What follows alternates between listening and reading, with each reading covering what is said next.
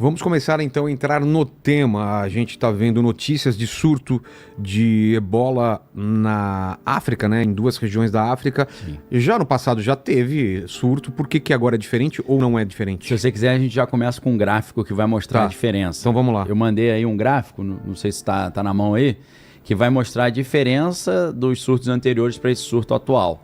E pelo gráfico a gente vê ali uma diferença brutal ali, ó, Vilela. Vamos lá. A gente está no início ainda desse surto, mas enquanto a gente está vendo ali o surto de 2014, 2016, que foi bem pesado, olha a linha vermelha que é o surto atual, como é que ele está bem íngreme. Ele deu uma... Começou muito rápido. Pode ser que depois ele estabilize, Mas o início dele foi muito rápido. Só que... E uma explicação ruim. Vamos na boa primeiro. Ou melhor dizendo, uma explicação que tranquiliza e uma explicação que preocupa. Aqui tranquiliza. Aqui tranquiliza é o seguinte, eles demoraram 4 semanas para identificar esse surto. Então, quando eles identificaram, já tinha um monte de casos.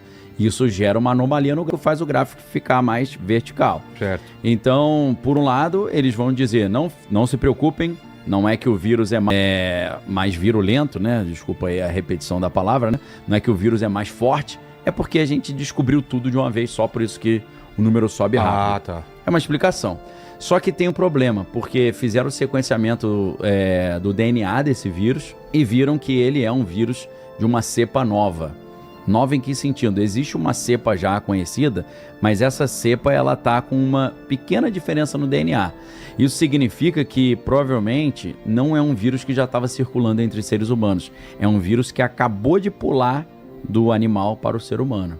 Então pode ser que ele tenha, apesar de pouca diferença genética, ele tenha traços ainda imprevisíveis. Pode ser que ele se espalhe mais rápido e ele tenha uma força maior para se espalhar. Porque até então, Vilela, o vírus ebola, ele não é um vírus que se espalha por aerosol. Não é um vírus que você conversa... Respirando facilmente você transmitiria. São secreções? Você tem que encostar, desculpa as palavras escatológicas que eu vou falar, tem que encostar no vômito, na urina, nas fezes, né? Um beijo, por exemplo, pega? Um beijo poderia pegar, porque aí tá relacionado à mucosa, né? Por exemplo... Relação sexual. Exato. Relação sexual também pode pegar. Tá. Mas é boa sorte para quem quiser ter relação sexual. A mulher já tá com sintoma de ebola. Que são pesados os sintomas, não são? Né? O cara tem que tá bem animado, né? Tá Falar, vou encarar, né? Mas, brincadeiras à parte, preocupa um pouco se o gráfico tá com uma anomalia que não seja devido a esse atraso no alerta. Preocupa porque tem essa novidade dessa cepa. Então, pulou de um animal para o ser humano. Então, a gente não sabe exatamente qual é a força que esse vírus tem. Agora, existe um estudo da Universidade de Minnesota de 2014, eu coloquei uma imagem do artigo acadêmico também, para quem for corajoso o suficiente para sentar para ler, né? Então, é claro que hoje também, né, Vilela, vamos dar uma dica de estudo pro pessoal. Inteligência artificial, você joga um estudo lá e fala, resume para mim, por gentileza, numa linguagem mais acessível, ele resume. Gráfico, inclusive, também. Você mete um gráfico desse e fala, interpreta o gráfico para mim aí, para leigo, ele vai lá e interpreta. O que é esse artigo, então? Eu traduzi, né, para português, é claro que ele está em inglês ali, mas vai falar, né, transmissão do vírus ebola via contato e aerosol, um novo paradigma. Esse artigo deu muita polêmica porque eles quiseram mostrar ou trazer à tona uma terceira via de transmissão do vírus ebola. Qual seria? A primeira via é você ter contato com os fluidos corporais, as secreções que eu falei. A outra via é você ter contato com esses fluidos corporais que ficaram depositados em algum objeto, né? Os americanos chamam isso de fomite, em português eu não me lembro como é que se é fomita, alguma coisa assim, que é o cara tossiu e aí ficou uma gotícula numa mesa, você encosta o dedo e depois esfrega o olho. Então essa é a segunda opção. Primeiro é você ter contato direto com o fluido, botar a mão, né, deixar aquilo encostar em você. A segunda é você encostar numa superfície contaminada, só que eles trazem uma terceira, e é a questão do aerosol. Em 2014, eles começaram a identificar o seguinte. É importante pontuar isso, não quer dizer que esse artigo científico diz que o ebola agora espalha igual o Covid, igual o vírus da gripe. Não é isso. A ideia é que, para os cuidadores, os enfermeiros e médicos que forem tratar de pessoas assim, tem que tomar mais cuidado. Por quê?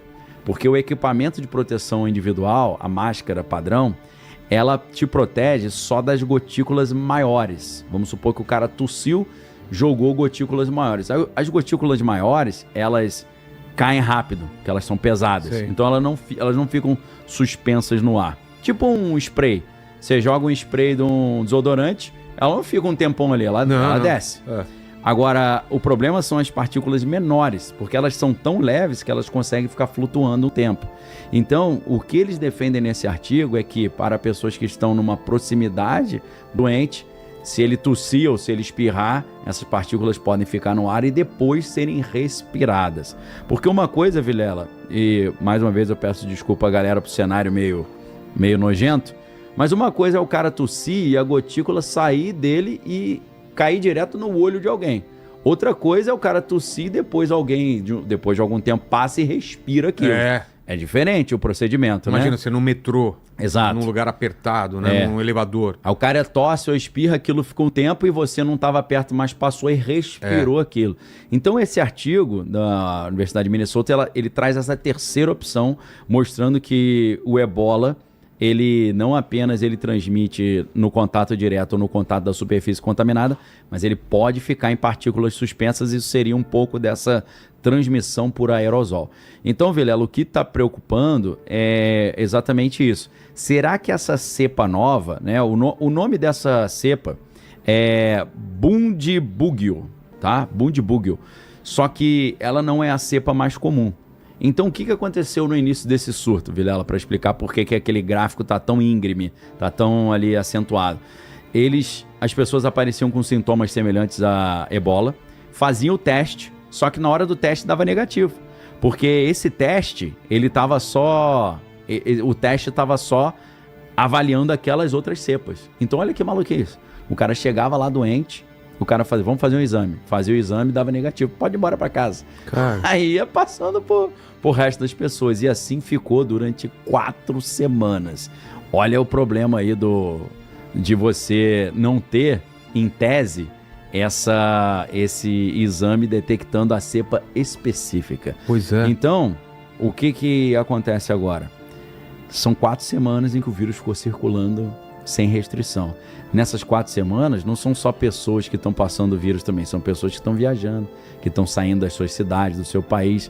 Então isso gera uma preocupação. Mas agora, a preocupação é, será que esse vírus ele ganhou capacidade de se espalhar de forma mais rápida?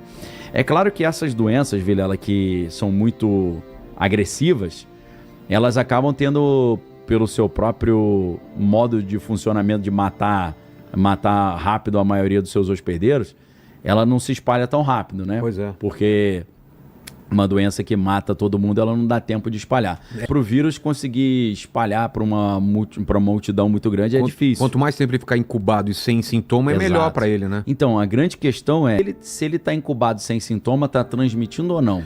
Se ele estiver transmitindo, é um problema. Em geral, eles vão te dizer que só transmite quando tem sintoma. Tá. Mas já há estudos que dizem, assim como no hantavírus, que pode transmitir sem sintoma. No caso do hantavírus, a gente estava com uma situação preocupante porque ele estava com um período de incubação de até 45 dias, podendo chegar a perto de 2 meses de incubação. Você fala, poxa, se o cara não tem um sintoma ainda, mas não está transmitindo, beleza. Mas se o cara não tem o sintoma e transmite, aí a gente está diante de um problema maior. No caso do ebola, eles chegam a falar de 20 dias de incubação. Então isso é um grande problema também, né? Porque você só vai identificar o problema depois de 20 dias, você tem que o vírus consegue se espalhar de forma mais rápida. Então o grande ponto de interrogação hoje, Vilela, é saber se essa cepa nova do modelo ali, o Bundibugyo, né? Se ele consegue se espalhar e passar de ser humano para o outro mais fácil ou não. Agora, independente do vírus estar se espalhando de forma mais fácil ou não, fato é que a Organização Mundial da Saúde já declarou uma emergência de atenção internacional. E quando Existem níveis de... Tem vários níveis. Esse é o nível mais alto. O quê? O ebola já está no nível mais alto. Acima disso é pandemia. Cara... Então tipo... tem uma escala. Vamos prestar atenção, vamos nos preocupar e agora não... um surto localizado, certo. Um surto regional. Passou daí, alerta de pandemia. Então você tem um nível... Estão controlando já a circulação de pessoas naquela Eles região? estão começando a controlar agora com 4 semanas de atraso, né? Caramba, Porque a gente está falando ali do Congo, né? República Democrática do Congo e Uganda. Então são 2 países que já estão tendo esse Tem problema. uma mapinha para eu ver onde eles ficam lá na África? Fica próximo ali. Começou numa província bem pequena ali no interior do Congo, mas agora já se espalhou para Uganda, né? Então, o problema é que a gente está lidando com uma variante que é diferente. A variante mais comum se chama variante Zaire, né? E os testes de exame para identificar geralmente só pegava a variante Zaire, né?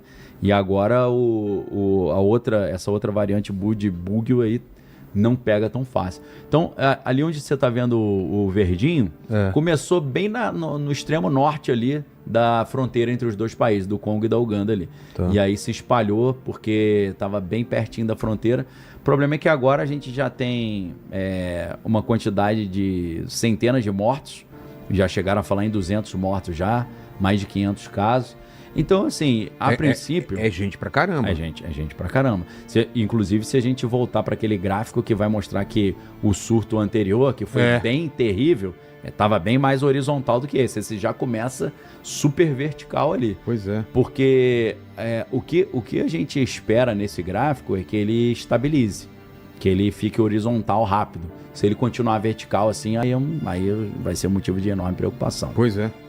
Aí a gente vai ter que esperar a atualização desse gráfico, né?